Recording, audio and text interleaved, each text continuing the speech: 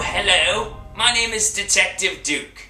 I am here to try and figure out how I can draw conclusions when I am reading stories. It can seem very difficult, but I tell you right now that it is not. And let me help you figure out how we can draw conclusions by reading the story and using prior knowledge to draw those conclusions. Here are some hints. In order to draw conclusions, you must have facts and details from the story and other small pieces of information from the story to help you draw these conclusions. Facts and details not only come from the story, but they also can come from your prior knowledge. When you add all of the facts and details from the stories with your prior knowledge, you can then draw a conclusion. It is sometimes helpful to use a graphic organizer just like this one. And remember, when you add facts and details from the story plus prior knowledge, you get a conclusion.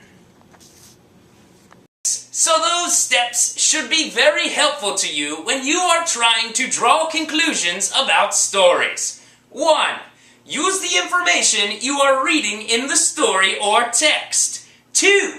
Use your prior knowledge and add that to what you read from the story, which will help you draw conclusions. As I know my cousin likes to say, Mr. Panza will always say, what you read in the story plus your prior knowledge will equal a drawn conclusion. Why don't we practice it right now? Let's try it out together. When we try it together, we can look at page 189 in our textbooks. Let's read the story Time Traveler and see if we can draw conclusions.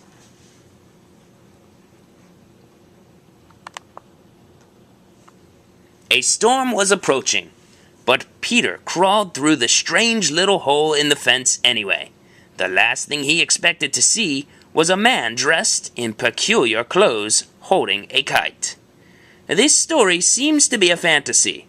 How might you conclude this? Remember your detective skills. Surprised, Peter yelled, "Are you going to fly that kite? It could be dangerous. It looked like a storm is coming." "Why, my boy, I'm conducting an experiment. I'm trying to demonstrate that lightning is electricity. If I'm correct, when lightning strikes the kite, it will travel down the string. I just don't know how to keep it from giving me a shock." Who is this strange man? Think of the type of person the story is about. Use your prior knowledge to draw a conclusion. "That's easy," said Peter. "We learned about electricity in science. You need to redirect electricity." "What genius! I'll tie this key to the kite string," said the man. "Well, it worked for Ben Franklin, didn't it?" said Peter. The man was astonished. "My boy, how did you know my name?" Before Peter could reply, he heard his mother calling him from the very far away. Would Peter's mother believe him if he told her the story?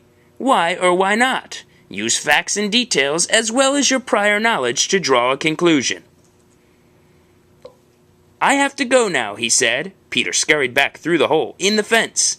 But when he turned around to wish the strange man good luck, the hole had vanished. What conclusion does this story draw about Ben Franklin and how he came up with his famous experiment?